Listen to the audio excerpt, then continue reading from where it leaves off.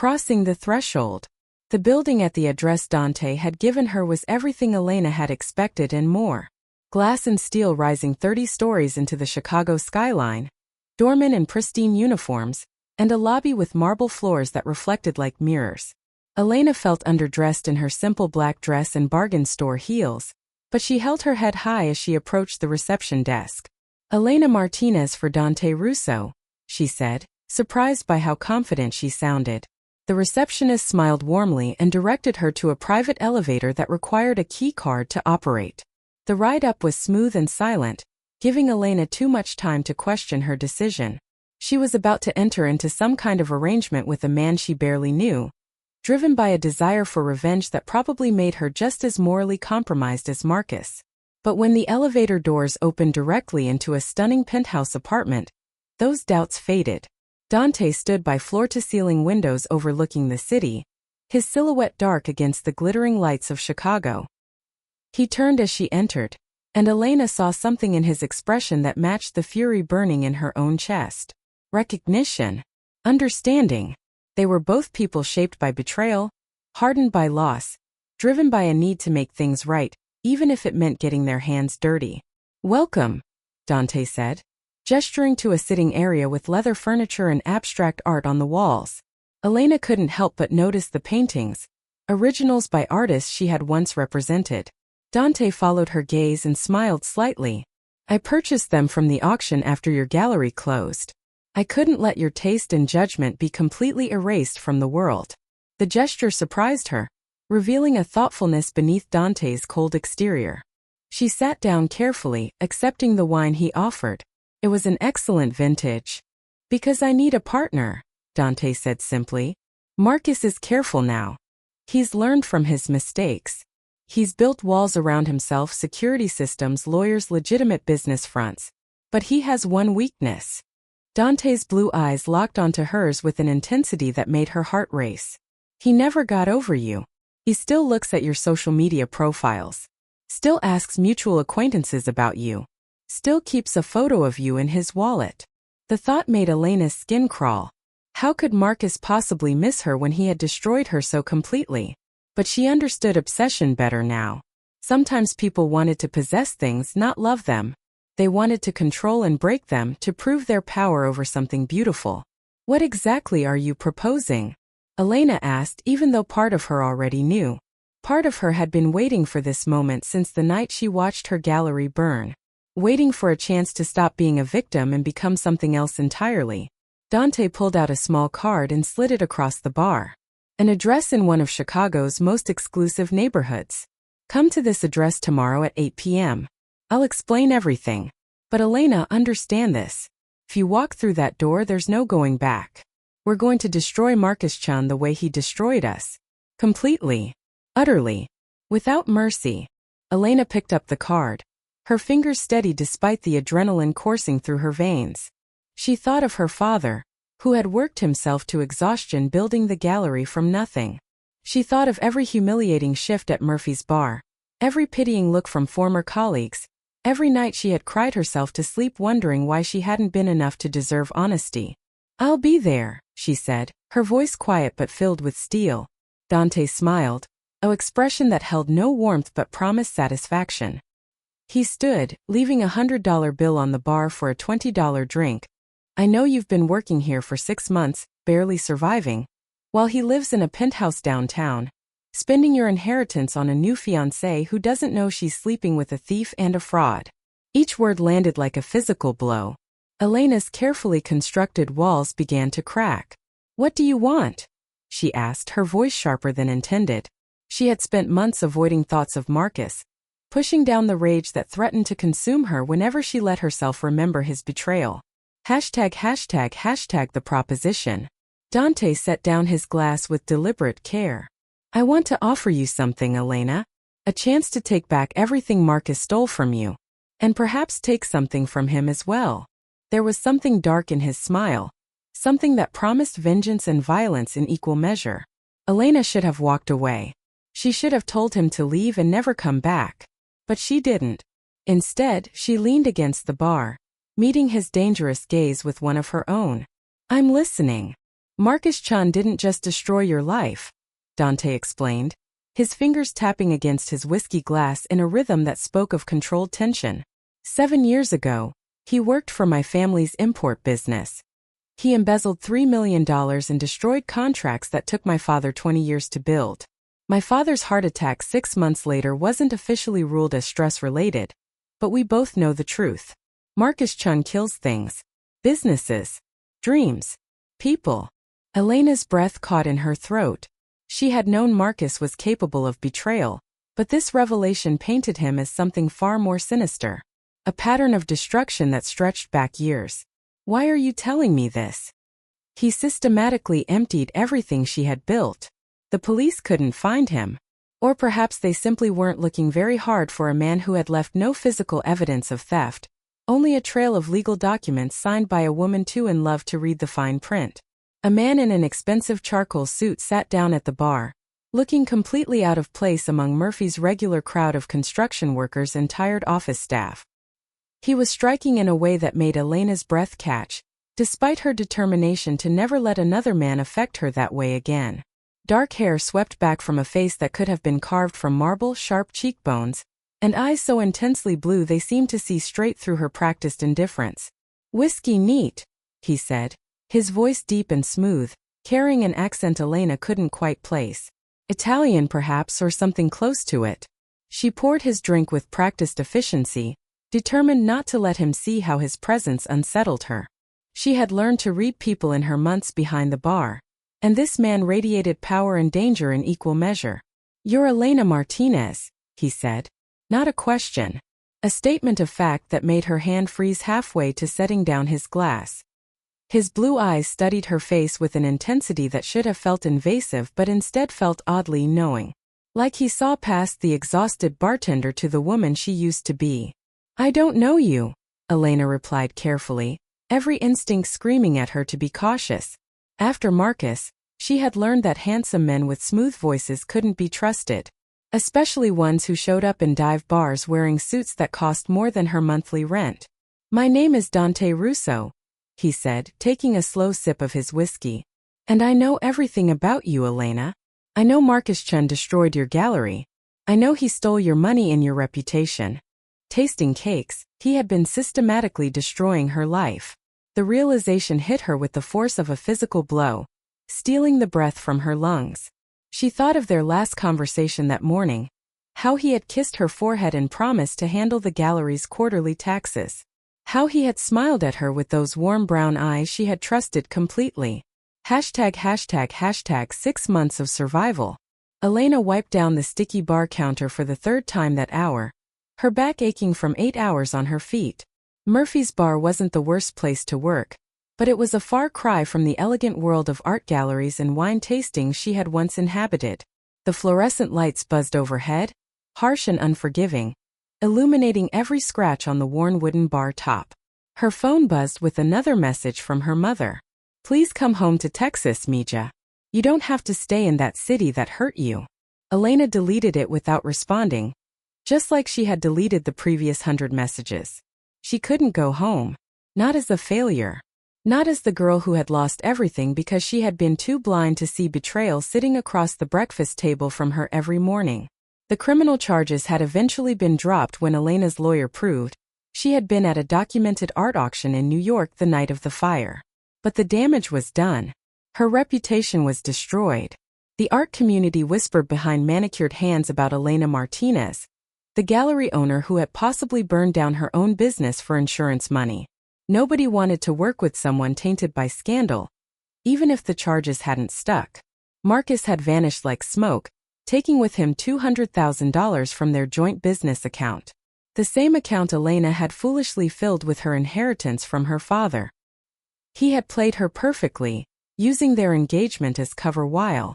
The night everything burned, Elena Martinez stood frozen on the sidewalk, watching orange flames devour her dreams. The Martinez Gallery, her father's legacy and her life's work, collapsed inward with a sound like breaking bones. Smoke rose into the Chicago night sky, carrying away 5 years of dedication, countless hours of passion, and every penny she had invested in building something beautiful. The firefighters shouted commands, but their voices seemed distant and muffled, like she was underwater. Elena's hands trembled as she clutched her phone, staring at the message that had brought her here 20 minutes too late. Emergency at the gallery. Come now. Anonymous. Untraceable. And perfectly timed to ensure she would arrive just in time to watch everything burn. Detective Morrison approached with heavy steps, his weathered face grim in the flickering firelight. Miss Martinez, I need to ask you some questions about the gallery's insurance policy. His tone held an edge that made Elena's stomach twist with dread. She had been so proud when Marcus helped her secure that policy, thanking him for thinking of details she might have overlooked. Marcus, her fiancé, her business partner, her entire world. I don't understand, Elena whispered, unable to tear her eyes from the inferno. What does insurance have to do with this? But even as she spoke, a cold understanding began to settle in her chest. The detective's next words confirmed her worst fear. We have evidence suggesting this fire was deliberately set. And Miss Martinez, all evidence points to you as the primary suspect. The policy was changed 3 months ago to name you as the sole beneficiary, with a substantial payout. Your partner, Marcus Chun, filed the paperwork himself. The world tilted beneath Elena's feet. Marcus had framed her, while she had been planning their wedding, choosing flowers and the kind she used to serve at gallery openings when her life had been full of beauty instead of survival. Here's what I'm proposing, Dante began, sitting across from her with the intensity of a general planning a military campaign. Marcus has built his new life on stolen foundations. His business, his reputation, his engagement to Amanda Whitmore, the daughter of a real estate mogul. Everything looks legitimate on the surface, but it's all built on fraud and lies. We're going to expose him, piece by piece, until he has nothing left. And then, when he's completely destroyed, we're going to make sure he faces legal consequences for what he did to both of us. Elena leaned forward, drawn into his vision despite her lingering caution. How? You're going to become someone he can't resist, Dante explained. We're going to transform you back into the woman you were before he broke you. Confident, successful, beautiful, and completely out of his reach. You'll move in circles where he travels, attend events where he networks, always just visible enough to remind him of what he lost. And while you're distracting him, making him doubt his choices and obsess over you, I'll be systematically dismantling his business operations from the inside. It was audacious, possibly insane, definitely dangerous. Elena should have said no, should have walked away from this stranger and his elaborate revenge scheme. But the part of her that had died in the ashes of her gallery stirred back to life, hungry and fierce. What do you get out of this? She asked, because nothing in life was free. She had learned that lesson painfully. Justice, Dante said simply. And perhaps peace. My father died believing he had failed, that his life's work meant nothing. I want to prove that actions have consequences. That men like Marcus Chin don't get to destroy lives without eventually paying the price. Elena studied his face, seeing the grief beneath his controlled expression. They were alike, she realized. Both orphaned by Marcus's greed, both carrying wounds that had never properly healed. Maybe that's what made this dangerous partnership feel almost inevitable.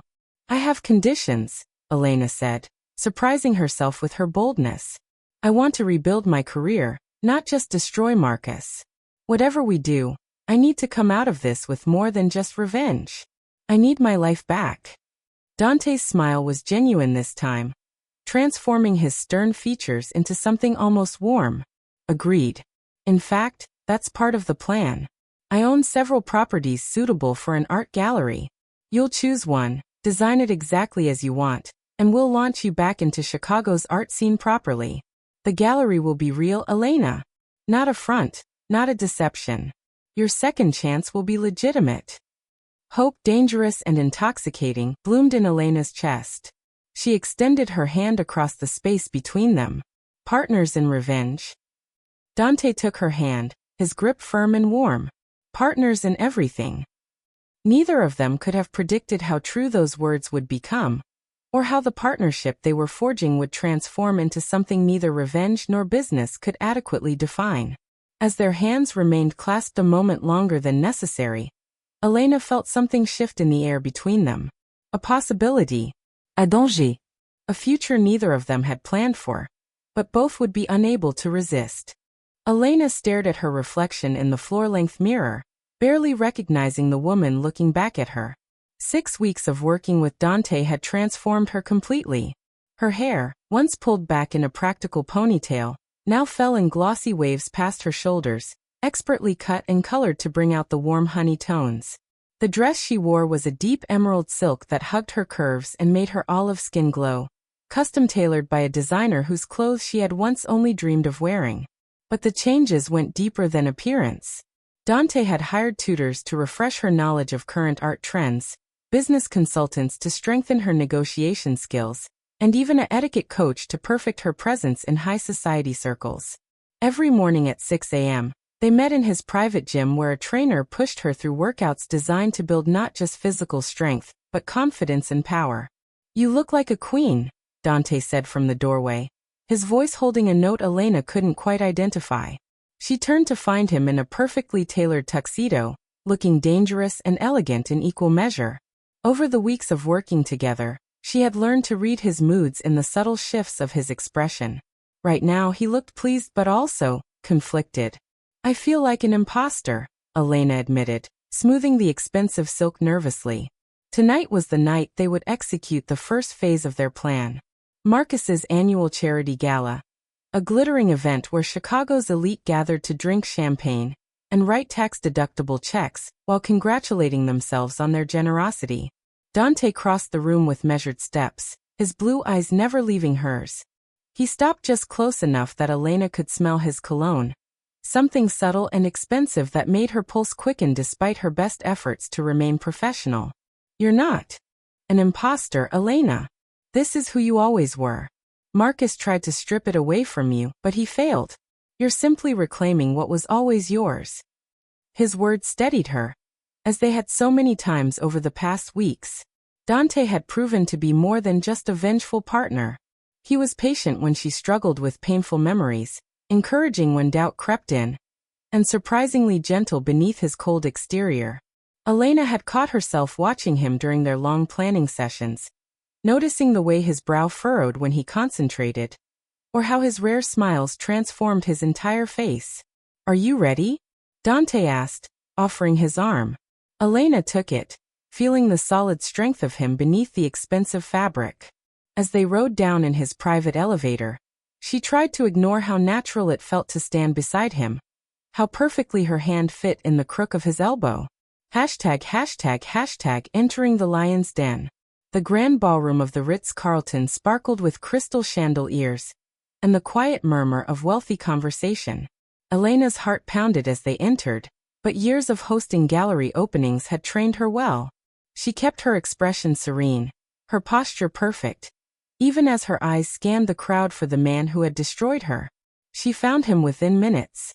Marcus Chun stood near the bar, looking successful and handsome in his tuxedo, his arm around a blonde woman Elena recognized from social media. Amanda Whitmore, his new fiancée, daughter of Richard Whitmore, one of Chicago's most powerful real estate developers. Amanda was beautiful in a delicate, unthreatening way, with soft features and a gentle smile.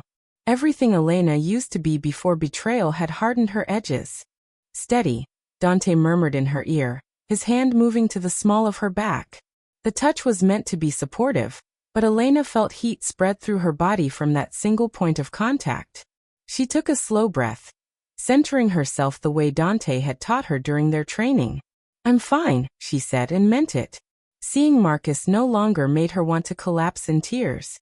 Instead, she felt cold calculation settle over her like armor. This was just the beginning of making him pay for everything he had stolen. They moved through the crowd like royalty, Dante's reputation as a successful businessman opening doors and conversations. Elena played her role perfectly, charming and cultured, discussing art investments with the knowledge of someone who had never stopped being relevant in the industry.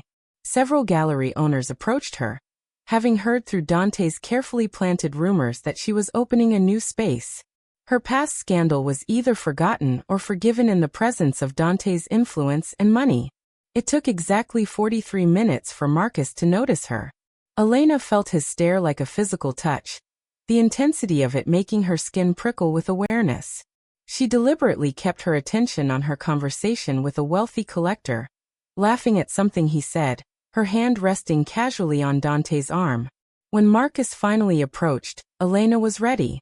She turned to face him with an expression of polite surprise, as if he were just another acquaintance she had run into at a social event, not the man who had destroyed her life. "Elena," Marcus said, his voice tight with shock. "I didn't expect to see you here." His eyes traveled over her, taking in the transformation with an expression that mixed regret, desire, and something possessive that made Elena's stomach turn. "Marcus," she replied coolly, proud of how steady her voice remained. "It's been a while."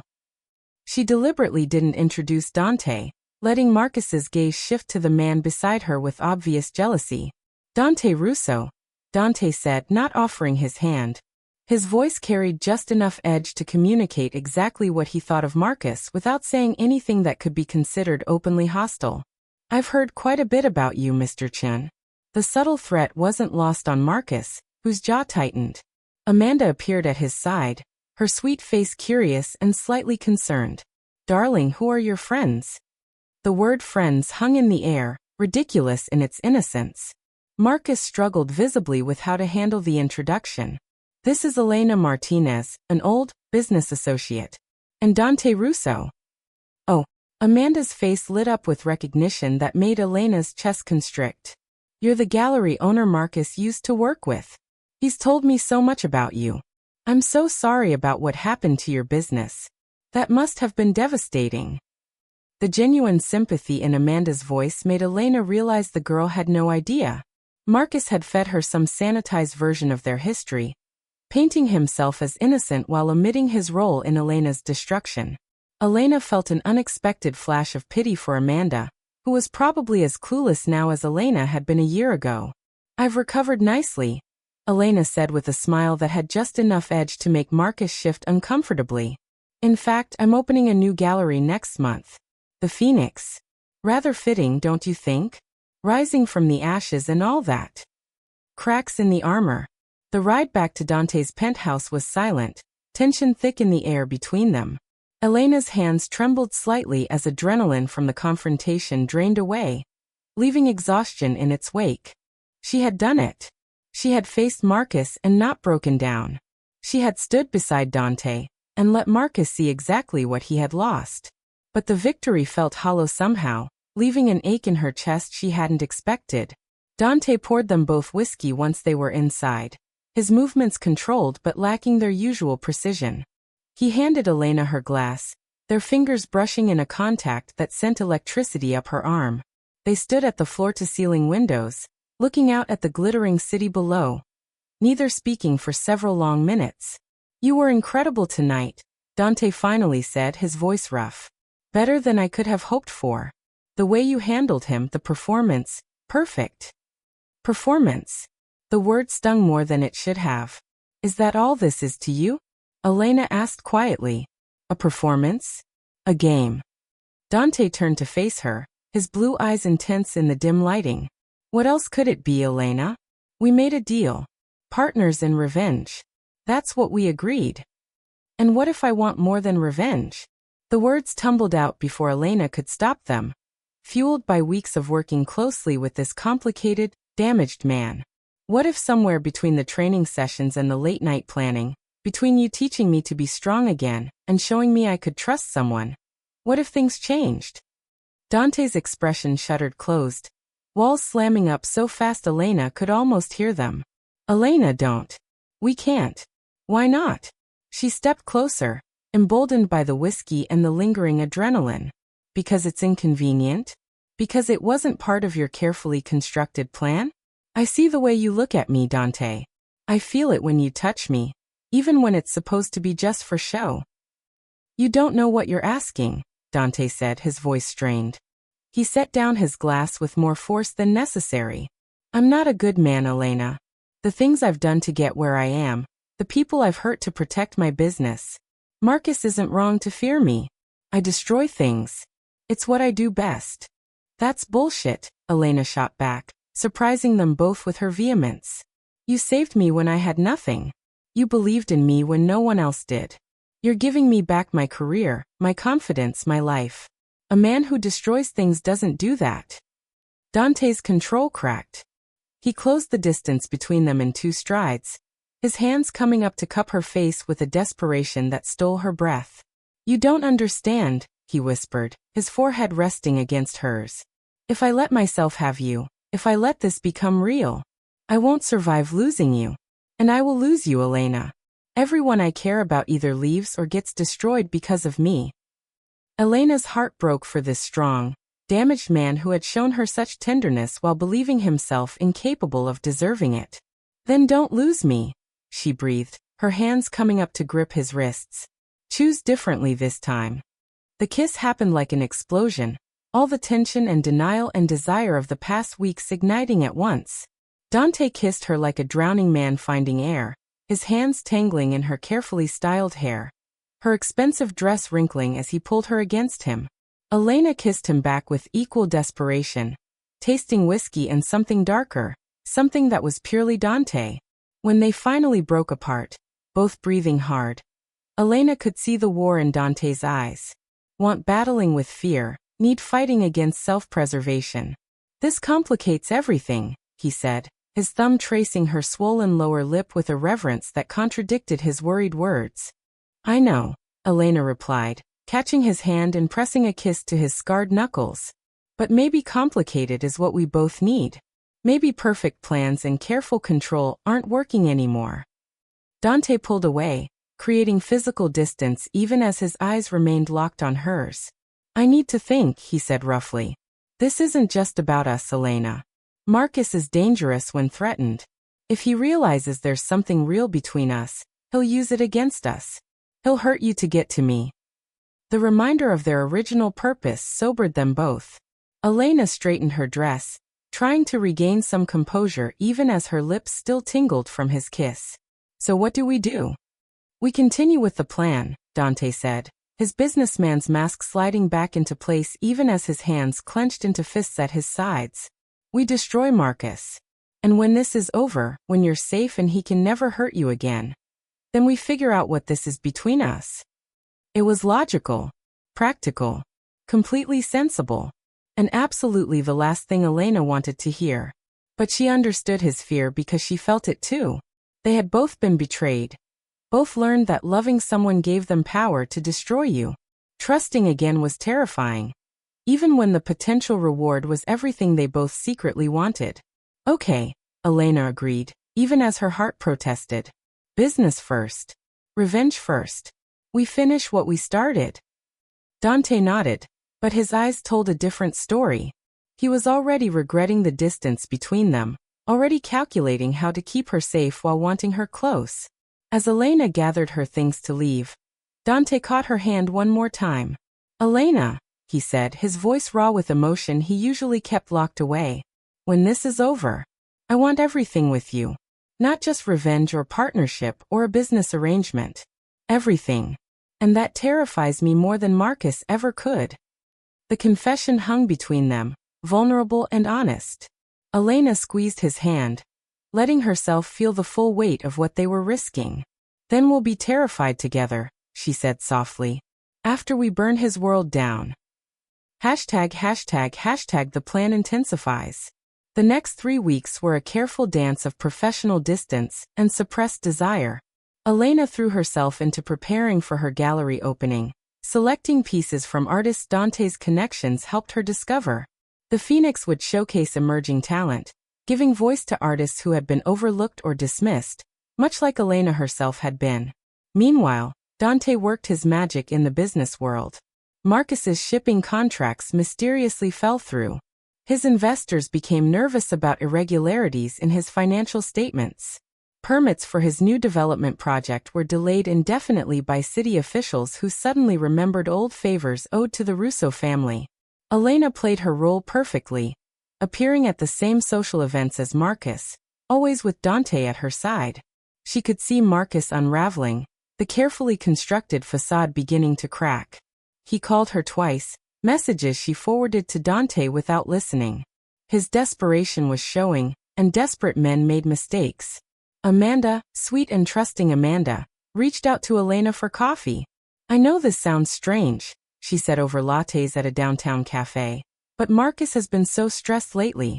He talks about you sometimes, when he doesn't think I'm listening. I was hoping maybe. Could you tell me what really happened between you two? He says it was just business, but I think there's more to the story. Elena felt that unexpected pity again. She could warn Amanda, tell her the truth about the man she was planning to marry. But Dante's voice echoed in her mind, reminding her that Marcus was dangerous. If they exposed him too early, before all the pieces were in place, he would run like he had before.